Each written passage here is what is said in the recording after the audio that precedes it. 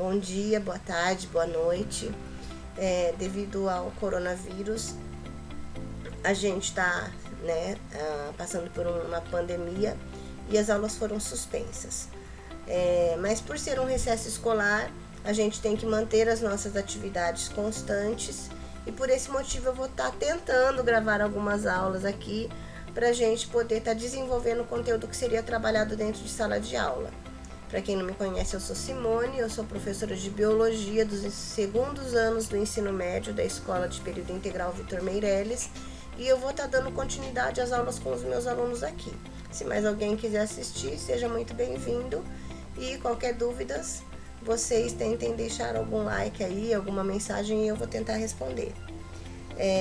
Bom, olha só, meninos, como a gente tinha visto nas aulas anteriores, né, que nós trabalhamos um pouquinho com célula, a gente identificou os tipos de células, a constituição e a estrutura da célula, identificamos as organelas citoplasmáticas e um pouquinho de composição química celular, determinando por que determinadas substâncias são tão fundamentais e importantes para a vida e como é que essas substâncias elas interferem no funcionamento da célula. Agora a gente vai começar a trabalhar com histologia. Histologia é a parte da biologia que vai estudar o conjunto de células e o meio extracelular que está em seu entorno. Mas beleza, como é que é chamado esse conjunto de células? Esse conjunto de células é chamado tecido. Então a gente fala que tecido é o conjunto de células organizadas e com funções especializadas para realizar determinadas funções.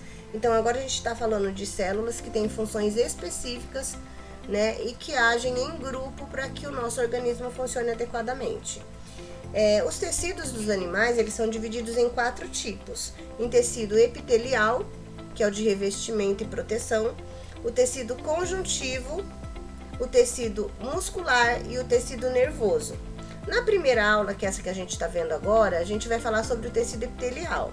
Depois nós ainda vamos ter uma aula sobre tecido conjuntivo, uma outra aula sobre tecido muscular e nervoso e em seguida uma aula com questões de revisão e atividade de múltipla escolha para a gente estar aí guardando, né, e memorizando os conteúdos. Sejam bem-vindos e vamos lá, né?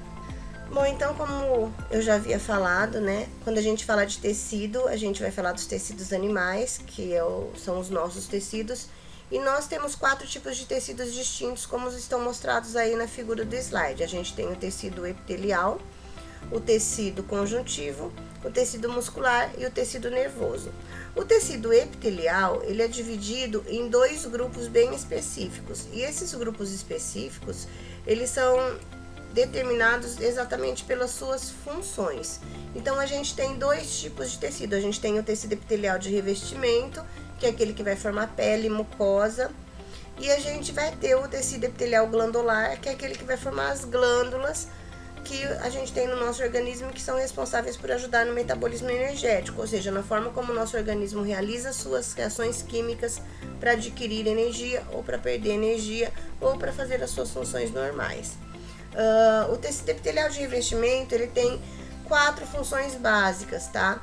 Ele tem a função de proteção nas peles e nas mucosas e tem a função de absorção nos intestinos do rim, ou seja, absorção no intestino, absorção no rim, proteção da pele, que seria o nosso corpo como um todo, e proteção das mucosas, que são as estruturas, né, as membranas que recobrem os órgãos internos, tá? Então a gente tem 4 funções importantes. Esse tecido epitelial de revestimento ele vai ter células sempre justapostas, elas estão sempre bem grudadinhas umas nas outras. Fora isso, eles vão ter pouco material intracelular, então entre uma célula e outra vai ter pouco material.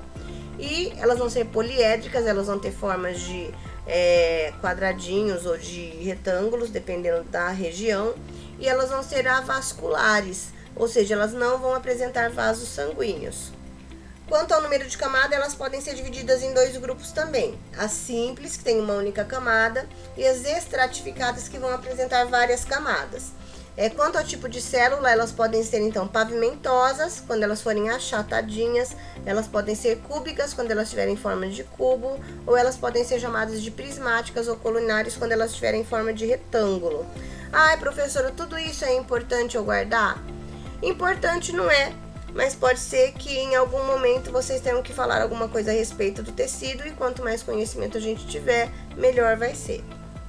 Quando a gente fala dessas células, né, de revestimento, vocês podem estar me perguntando aí, mas aonde é que elas vão estar? Como é que elas vão estar se formando? Onde que elas aparecem? Então, no slide aí, eu tenho para vocês a localização e de onde é que cada uma dessas células se forma. Então, a gente tem aí epitélio simples pavimentoso, que vai estar formando os alvéolos pulmonares, que são as células que são responsáveis pela troca de oxigênio e gás carbônico no pulmão, e pela formação do endotélio. O endotélio é a camada interna das artérias, das veias e de todas as estruturas do sistema linfático, então ele também é bem importante. Daí eu tenho o epitélio simples cúbico, que vai formar os ovários e os túbulos renais. Daí eu tenho o epitélio simples, que vai formar o estômago e o intestino. Eu tenho o epitélio estratificado pavimentoso, que forma pele, mucosa bucal e vaginal. Eu tenho o epitélio pseudoestratificado, formando traqueia e brônquios, e o epitélio estratificado de transição, formando a bexiga urinária. Ou seja, cada tipo de tecido formando estruturas específicas para agir de forma específica. Aí vocês vão poder ver alguns desenhos mostrando direitinho como é que essas células são. Então, primeiro vocês podem perceber que as células elas são bem achatadinhas. Então, esse aí é o tecido de células pavimentosas. Depois a gente tem aí o tecido de formação das artérias e das veias, né? Que é um tecido de células cúbicas. Daí a gente tem as células prismáticas, as células cilíndricas e as células de transição. Se vocês perceberem, nas células de transição, a gente vai ter primeiro células que são células, né? Prismáticas, e embaixo células cúbicas. Por isso que a gente fala que ele é um tecido de transição, porque ele apresenta os dois tipos de célula. Bom, o tecido epitelial glandular, tá? Ele é responsável pela secreção de substâncias. O que é isso? Ele vai produzir e eliminar substâncias que o nosso organismo vai estar utilizando durante os nossos processos metabólicos.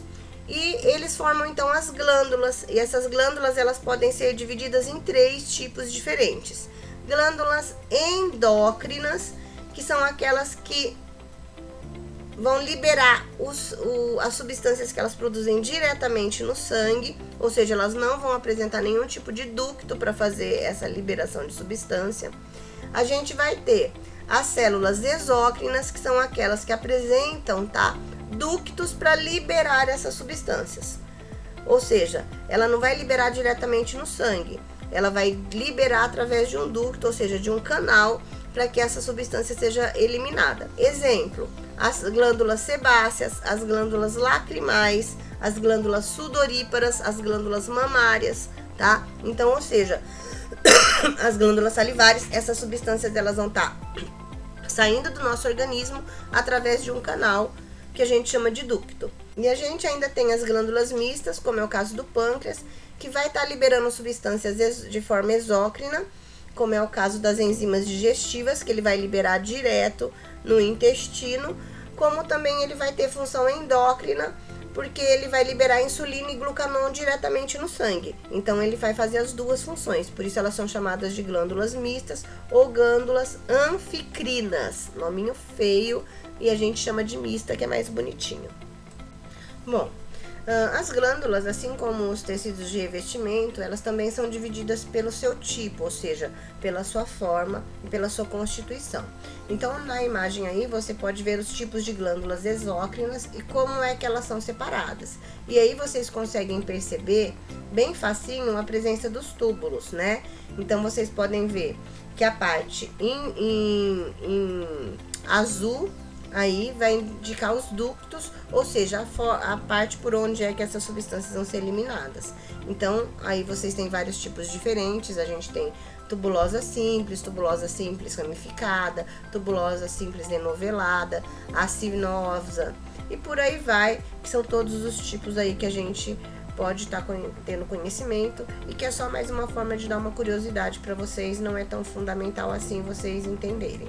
Então, a primeira atividade, já para vocês irem desenvolvendo aí, é fazer uma tabela determinando a função de cada uma das glândulas aí citadas, que daí depois, na aula de revisão, eu vou estar discutindo com vocês qual é a função de cada glândula e qual é a importância dela dentro do nosso organismo.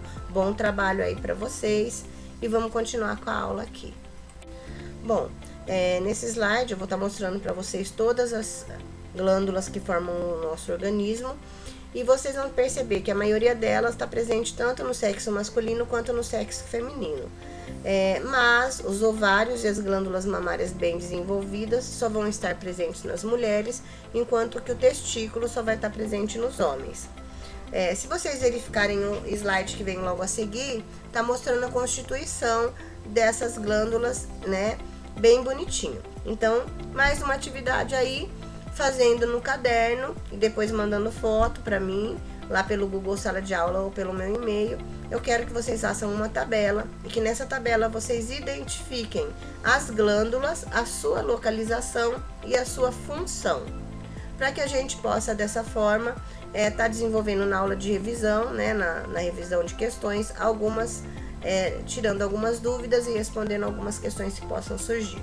Um beijo e até a próxima aula.